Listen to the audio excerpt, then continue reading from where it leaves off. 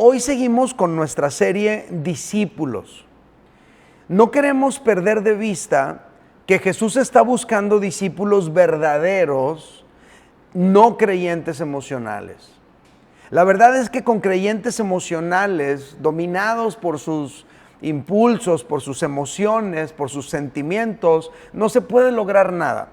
Pero con discípulos verdaderos, Jesús logró transformar el mundo. En la primera charla aprendimos que los discípulos verdaderos tienen 3 características. Se comprometen con Jesús, aprenden de Jesús y obedecen a Jesús. Con eso arrancamos nuestra serie. Y la semana pasada usted recordará que dijimos que los discípulos de Jesús estamos en una misión con Él. Y la misión es básicamente que el mundo no se pierda. Tú y yo estamos con Jesús en esa misión. El día de hoy, para continuar con nuestra serie, quiero hablarles del carácter del discípulo. Vamos a partir de un fragmento del discurso ético más importante de Jesús, conocido como el Sermón del Monte, y vamos a analizar solamente la sección de las bienaventuranzas. Vamos a leerlo, está en Mateo capítulo 5, versículos 1 al 12, y dice de la siguiente manera: viendo la multitud, Jesús viendo la multitud, subió al monte, y sentándose, vinieron a él sus discípulos. Esto es clave. Vamos a seguir leyendo. Abriendo su boca, les enseñaba, diciendo: bienaventurados los pobres en espíritu, porque de ellos es el reino de los cielos. Bienaventurados los que lloran, porque ellos recibirán consolación. Bienaventurados los mansos, porque ellos recibirán la tierra por heredad. Bienaventurados los que tienen hambre y sed de justicia, porque ellos serán saciados. Bienaventurados los misericordiosos, porque ellos alcanzarán misericordia. Bienaventurados los de limpio corazón, porque ellos verán a Dios. Bienaventurados los pacificadores, porque ellos serán llamados hijos de Dios. Bienaventurados los que padecen persecución por causa de la justicia, porque de ellos es el reino de los cielos. Bienaventurados sois cuando por mi causa os vituperen y os persigan, y digan toda clase de mal contra vosotros, mintiendo. Gozaos y alegraos, porque vuestro galardón es grande en los cielos. Porque así persiguieron a los profetas que fueron antes de vosotros. Lo que acabamos de leer es un fragmento del mensaje que por mucho tiempo ha sido reconocido como la suma de la enseñanza ética de Jesús. En este discurso, Jesús está mostrándole a sus discípulos cómo espera Él que viva un discípulo suyo. Algunas personas dicen que si se toman todos los buenos consejos sobre cómo vivir, expresados por cualquier filósofo, psiquiatra o consejero, y sacas toda la basura y las tonterías y lo reduces a lo esencial, te quedarías con una imitación muy pobre de este gran mensaje de Jesús. El Sermón del Monte se considera como la declaración del reino de Jesús. Para que nos demos una idea de qué se trata, los revolucionarios estadounidenses tuvieron su declaración de independencia. Carlos Marx tuvo su manifiesto comunista. Pero Jesús con este mensaje está declarando de qué se trata su reino. Es como si fuera la constitución del reino de Jesús. En lo personal, haciendo mi propio análisis, lo primero que a mí me llama la atención es que aunque había una multitud reunida, así empieza lo que leímos, los interesados en escuchar este mensaje fueron sus discípulos. Los discípulos fueron los que vinieron a Él.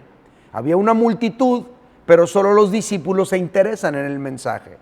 De esto aprendo que el mensaje de Jesús podría no interesarle a las masas, pero sí le interesa a los discípulos verdaderos. A lo mejor la mayoría del mundo no estaría interesado en lo que Jesús quiere decir, pero un discípulo verdadero sí está interesado. Así que si tú sientes que no coincides con la mentalidad de la mayoría de este mundo, alégrate, porque quiere decir que podrías estar dentro del círculo limitado de los verdaderos discípulos de Jesús.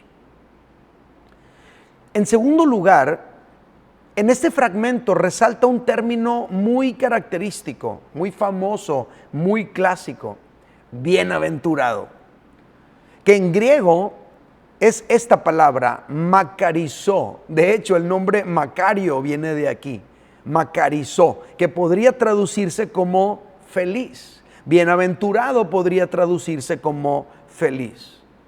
Y esto nos da a entender, según lo que les acabo de decir, que el discípulo verdadero de Jesús tiene súper bien definido de dónde viene su felicidad. Y esta no proviene de la misma fuente de donde viene la felicidad de este mundo o la felicidad de la mayoría. Para el discípulo de Jesús, su felicidad no proviene de lo que hace feliz al mundo, como la popularidad o la vanidad o los bienes materiales o la fama o la riqueza o el poder. El discípulo de Jesús obtiene su felicidad en Dios. Eso es bienaventurado. Luego, Jesús define 7 rasgos del carácter de un discípulo, y en los 7 se necesita que Dios venga a completar lo que hace falta. Por eso digo, según lo que puedo analizar aquí, que el discípulo verdadero de Jesús obtiene su felicidad en Dios. Por ejemplo, vamos a analizar los rasgos del discípulo según lo que dice aquí. Número 1, los pobres en espíritu. Bienaventurados los pobres en espíritu. De ellos es el reino de los cielos. ¿Quién se los entrega? Dios se los entrega. Bienaventurados los que lloran, porque ellos recibirán consolación. Bienaventurados los mansos, porque ellos recibirán la tierra por heredad. Bienaventurados los que tienen hambre y sed de justicia, porque serán saciados de ella. Bienaventurados los misericordiosos, porque ellos alcanzarán misericordia. Bienaventurados los de limpio corazón, porque ellos verán a Dios. Bienaventurados los pacificadores, serán llamados hijos de Dios. Son 7 rasgos del carácter de un discípulo. Pero después de mencionar estos 7 rasgos del carácter de un discípulo, Jesús agrega una bienaventuranza más. Jesús agrega una razón más en la cual sus discípulos obtienen felicidad. Y es no necesariamente un rasgo de carácter, pero es una consecuencia de manifestar ese carácter. Cuando un discípulo manifiesta el carácter de Cristo, ese discípulo va a experimentar en muchos sentidos y ocasiones la persecución. Así lo dijo Jesús, Mateo capítulo 5, versículos 10 al 12. Bienaventurados los que padecen persecución por causa de la justicia. No es un rasgo del carácter de un discípulo, pero es una consecuencia de ser un discípulo. Dice, porque de ellos es el reino de los cielos. Bienaventurados sois cuando por mi causa os vituperen y os persigan y digan toda clase de mal contra vosotros mintiendo. Dice Jesús, gozaos y alegraos, porque vuestro galardón es grande en los cielos, porque así persiguieron a los profetas que fueron antes de vosotros. O sea, un verdadero discípulo de Jesús será perseguido por este sistema corrupto de este mundo. Porque la personalidad, el carácter y el actuar del discípulo verdadero de Jesús generalmente incomoda a un sistema que está organizado en contra de los valores de Jesús. Y estas últimas palabras de Jesús que acabamos de leer me recuerdan a unas palabras que el apóstol Pablo le dijo a Timoteo en su segunda carta.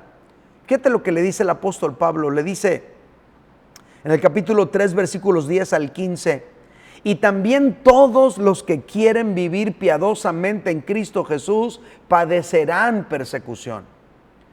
El apóstol Pablo sabe que cuando una persona se identifica con los principios del reino de Dios y los abraza con todo su corazón y se dispone a vivirlos, En automático esa persona se vuelve un enemigo del mundo que empieza a perseguirlo, empieza a censurarlo, empieza a cancelarlo y trata de silenciarlo a como dé lugar. Y todo esto podría encerrarse en una sola palabra: persecución.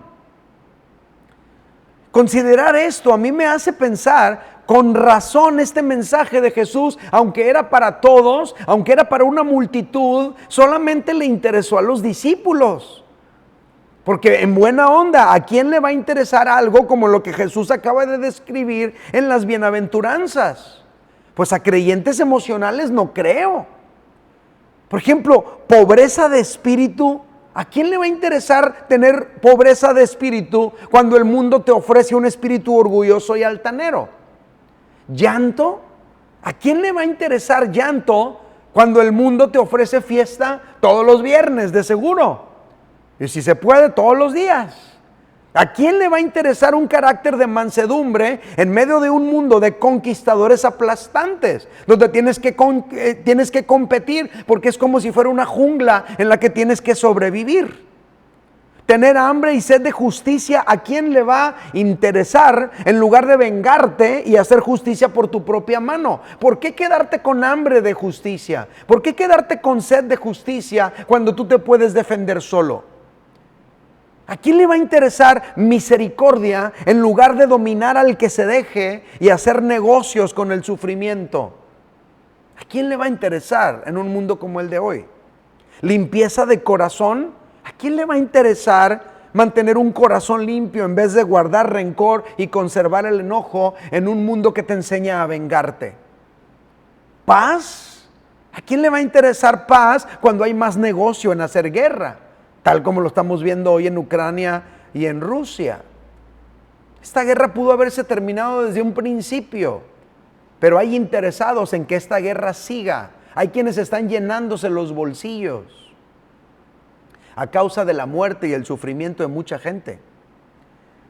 Esta manera de vivir que plantea Jesús no es atractiva para un mundo contrario a los principios de Dios. Esta manera de vivir solamente le puede interesar a los discípulos verdaderos que dependen de que sea Dios quien les enriquezca el espíritu, que dependen de que sea Dios quien les consuele las tristezas de su alma, que dependen que sea Dios quien les dé la herencia en lugar de tratar de apropiarse las cosas por su propia capacidad. Solo a los discípulos de Jesús les puede interesar este mensaje de que sea Dios el que sacie tu sed de justicia en lugar de hacerlo por ti mismo.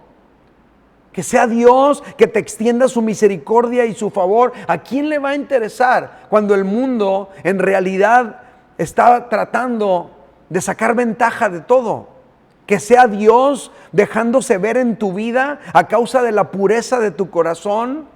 Cuando vivimos en medio de un mundo que guarda rencor y que odia y que no puede perdonar, ¿a quién le va a interesar un mensaje como el de Jesús, que habla de que sea Dios el que te reconozca como hijo debido a tu búsqueda constante de la paz con todos, en medio de un mundo donde todo el mundo quiere vengarse y sacar ventaja? Solamente a los discípulos de Jesús, que tienen un carácter de acuerdo al reino de Dios. Al discípulo verdadero le interesa que sea Dios la fuente de su felicidad y no los placeres pasajeros de este mundo. Ese es el carácter del discípulo.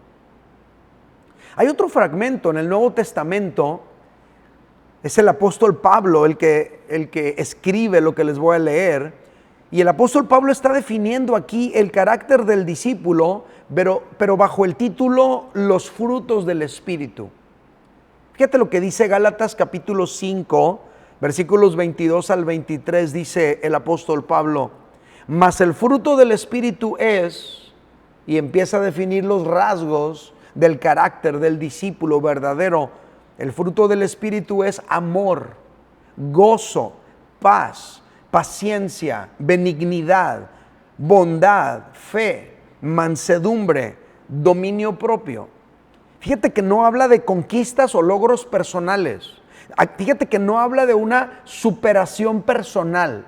Fíjate que no habla de un desarrollo humano, está hablando de un fruto del Espíritu. No es algo que tú logras, es algo que Dios produce en ti. Son los mismos rasgos del carácter del discípulo descritos por Jesús en las bienaventuranzas, pero expresados de una manera mucho más concreta. Amor, gozo, paz, paciencia, benignidad, bondad, fe, mansedumbre, dominio propio. ¿No lo logras tú? El Espíritu Santo lo produce en ti. Ahora, considerando todo esto, tú y yo podemos aprender una gran lección que quiero plantear para ti ahora mismo, y es la siguiente. El carácter del discípulo verdadero manifiesta una marcada diferencia con la mentalidad del mundo. Lo voy a repetir, pero quiero que lo repitas tú conmigo, va a estar en la pantalla. Lo digo en voz alta cuando cuente 3 y tú me sigues. 1, 2, 3. El carácter del discípulo verdadero manifiesta una marcada diferencia con la mentalidad del mundo. ¿Cuál es la diferencia? Si el carácter del discípulo verdadero manifiesta una marcada diferencia con la mentalidad del mundo, ¿cuál es esa diferencia tan marcada? Yo tengo 3 rasgos aquí y los quiero mencionar con rapidez. Número 1, dependencia en lugar de autosuficiencia. El mundo te vende la falacia de la autosuficiencia, de que no necesitas a nadie, de que tú puedes solo, de que tú tienes el poder de la atracción y tú lo puedes hacer por ti solo. Pero lo que Jesús nos enseña es a depender de Dios. Hay una marcada diferencia.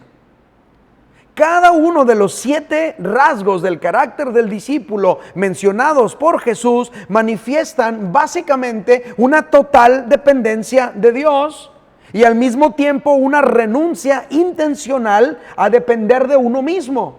Esta es una marcada diferencia con el mundo. Pobreza de espíritu, por ejemplo, cuando dice bienaventurados los pobres en espíritu, pobreza de espíritu significa reconocer que estás en bancarrota espiritual, que estás quebrado espiritualmente y dependes por completo de la gracia de Dios. Eso es pobreza espiritual. Estar en llanto significa reconocer que no te puedes autoconsolar, que tu consuelo no procede de ti mismo, que tu consuelo depende de la acción de Dios en ti. Ser manso significa que necesitas que Dios te defienda en lugar de tú pelearte con tu prójimo todo el tiempo.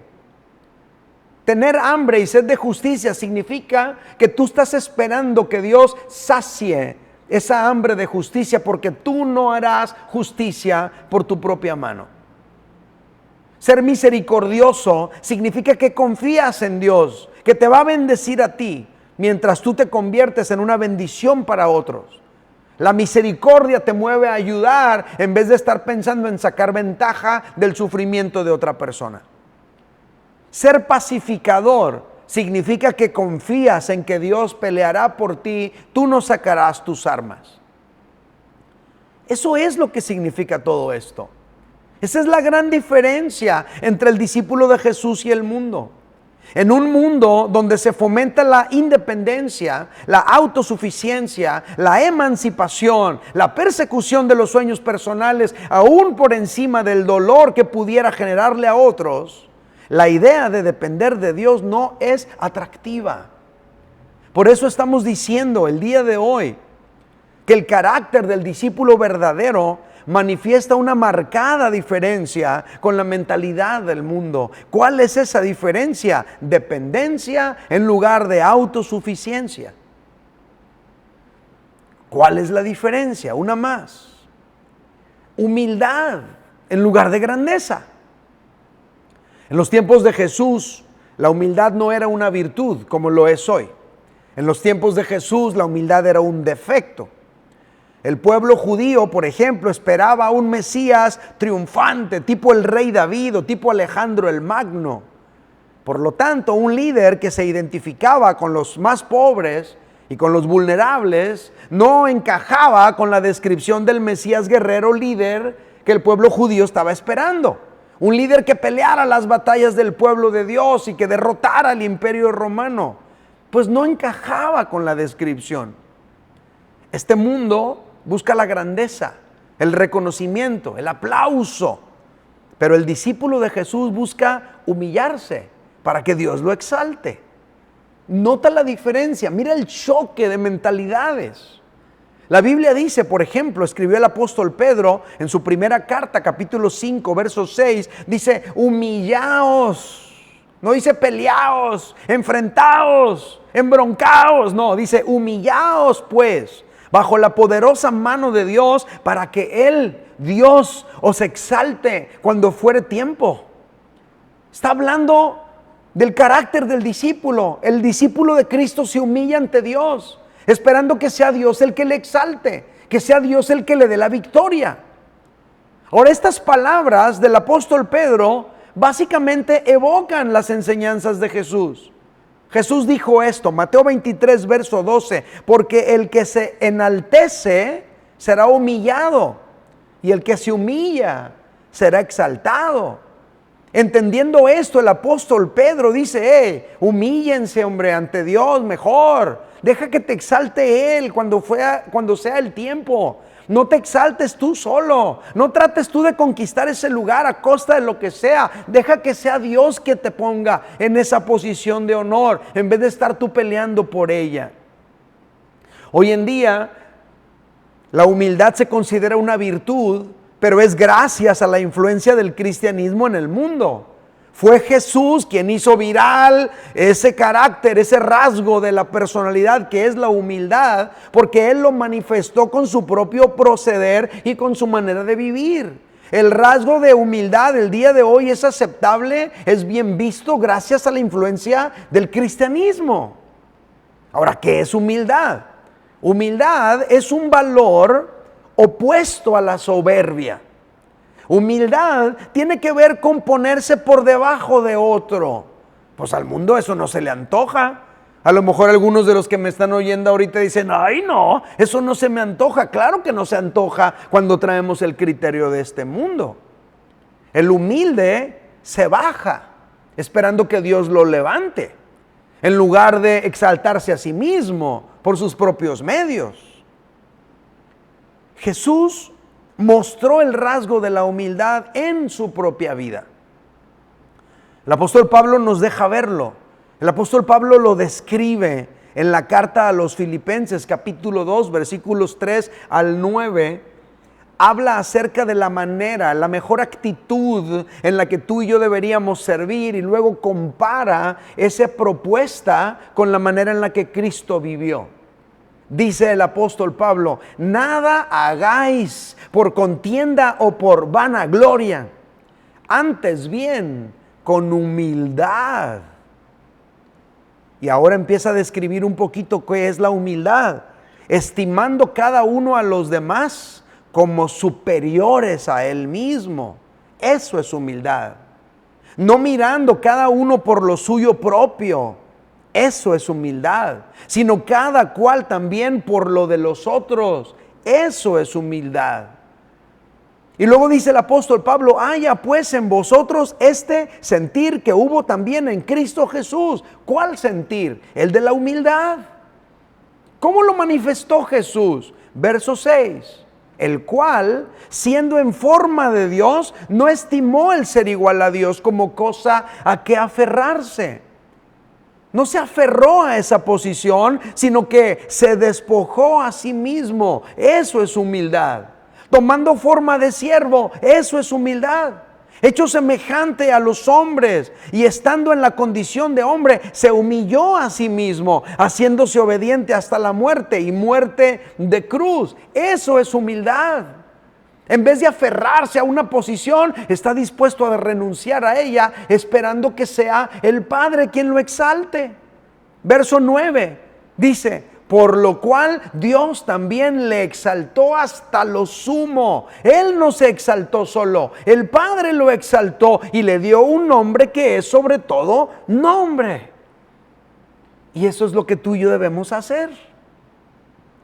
Cuando tú y yo estamos dispuestos a perder una discusión con tal de seguir juntos con nuestro matrimonio, estamos mostrando humildad. Nos estamos humillando y estamos esperando que Dios honre ese acto de humillación. Cuando tú y yo reconocemos que nos hemos equivocado y pedimos perdón, estamos mostrando humildad. Estamos reconociendo que el otro tenía razón y yo no tenía razón. Cuando tú y yo pedimos ayuda, estamos mostrando humildad porque estamos reconociendo que somos frágiles, vulnerables, que no lo sabemos todo, que necesitamos de alguien que venga a rescatarnos. Cuando doblamos nuestra rodilla ante el Creador y lo reconocemos como el Señor por encima de todo lo que existe, mostramos humildad, reconocemos que Él está por encima y nosotros abajo. Y cuando tú y yo hacemos esto, abrimos la puerta para que sea Dios el que nos exalte, para que sea Dios el que nos consuele, para que sea Dios el que nos sacie a ti y a mí de justicia, para que sea Dios el que nos dé la tierra como herencia, en vez de estar peleándonos ahí nosotros con los demás. Dejamos que sea Dios el que manifieste su misericordia, que nos reconozca como sus hijos y que se vuelva real, se haga real en nuestras vidas. Cuando tú y yo nos humillamos ante Él, Él se manifiesta con poder. El carácter del discípulo tiene una marcada diferencia con la mentalidad de este mundo. Y una de esas diferencias es que produce humildad en lugar de estar buscando la grandeza. Y número 3 y último, ¿cuál es esa diferencia entre el carácter del discípulo verdadero y la mentalidad de este mundo? Pues esta tal vez les va a gustar menos que las demás. Persecución en lugar de aplausos. El espíritu de este mundo te inspira a buscar el aplauso y el reconocimiento público. No es incorrecto que se reconozca la virtud. No es incorrecto que se reconozca el talento, la dedicación y el esfuerzo. No es incorrecto. Pero buscar el reconocimiento a causa de ir contra los principios de Dios, eso no es correcto.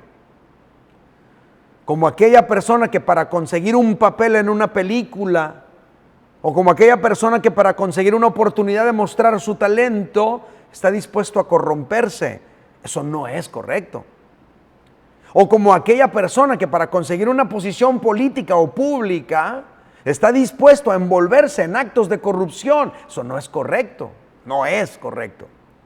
O como el que tiene hambre por dinero, por poder, y para conseguir ese dinero y ese poder está dispuesto a participar en situaciones que causan daño a otros. Eso no es correcto. Ahora, cuando en medio de un ambiente corrupto y mundano, donde la gente está dispuesta a hacer lo que sea con tal de obtener esa posición, ese puesto, ese dinero, ese reconocimiento, ese aplauso, cuando en medio de todo eso una persona decide ubicarse del lado de Jesús, en automático esa persona se vuelve enemigo de este mundo. Y entonces es perseguido. El mensaje de Jesús y los principios de Jesús chocan frontalmente con este mundo. Jesús lo sabe.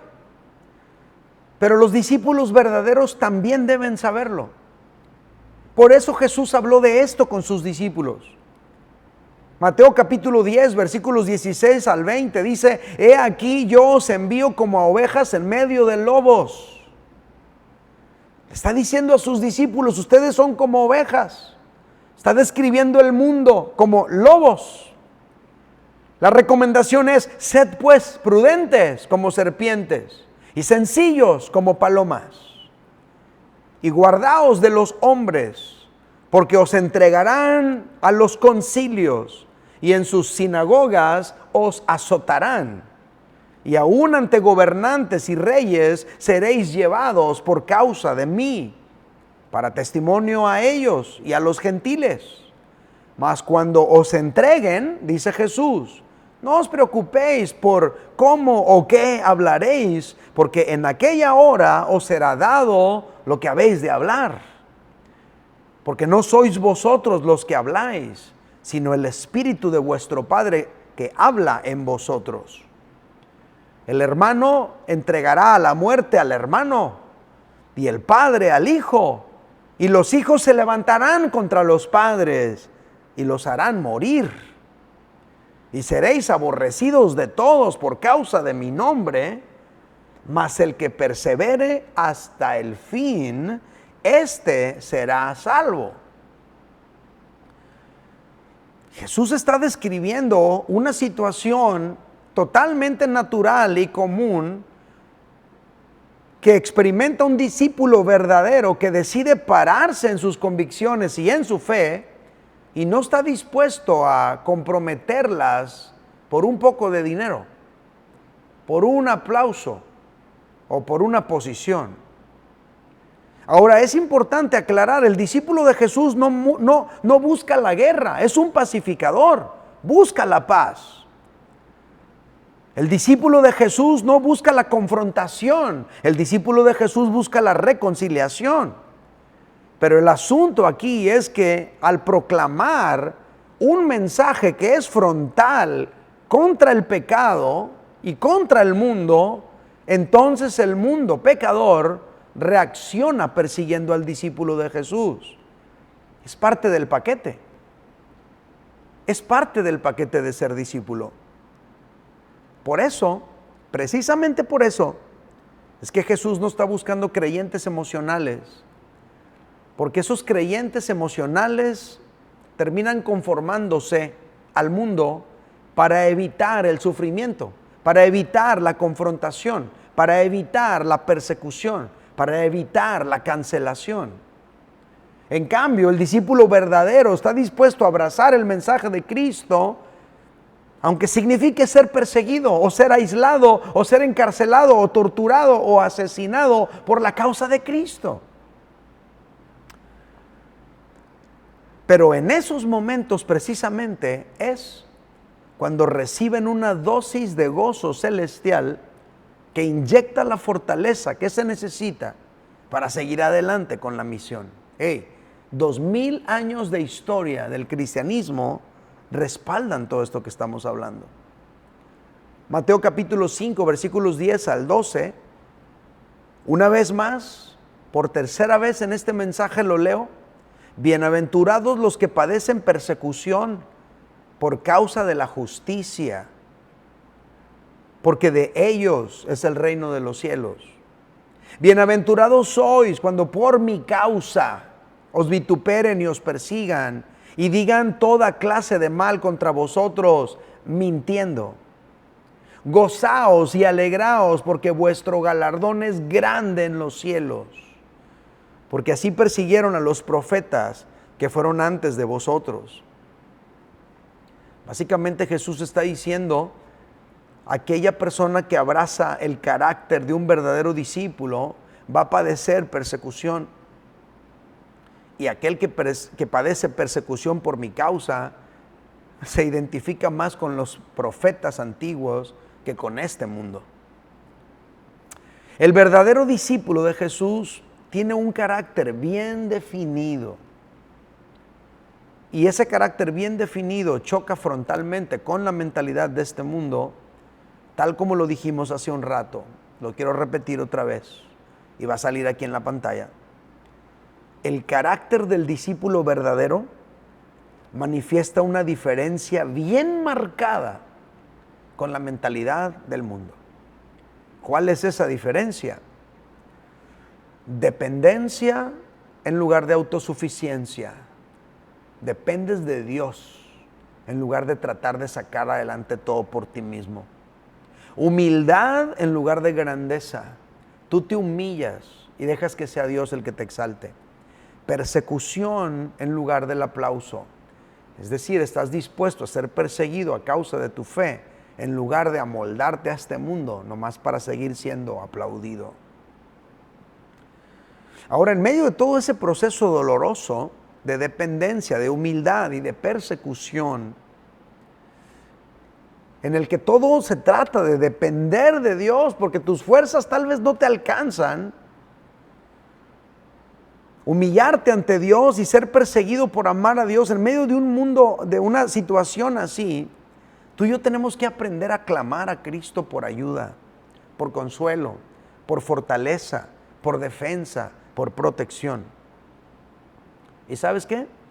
Jesús prometió nunca abandonarnos. Él dijo, no te dejaré ni te desampararé. Él dijo, yo estaré contigo todos los días hasta el fin del mundo. Así que si alguno de los que me están escuchando el día de hoy, ser cristiano te está costando a lo mejor una confrontación con gente que tú amas, y eso te duele, te parte el alma, aprovecha esa situación para acercarte al Señor, clama a Él y deja que Él te fortalezca y te ayude.